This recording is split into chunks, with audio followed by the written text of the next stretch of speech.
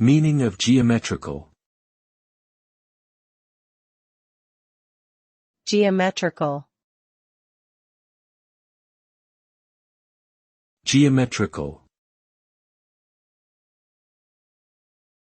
Geometrical.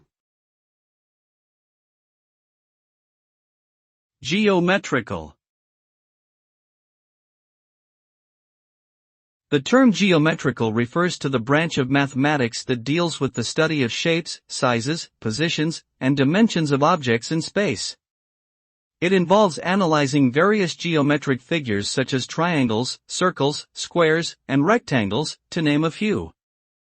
Its principles are used in various fields such as architecture, engineering, and physics, and it is utilized in solving complex problems related to spatial relationships. In essence, geometrical concepts are fundamental to understanding the physical world around us, and they help us make sense of the intricacies of shapes and dimensions.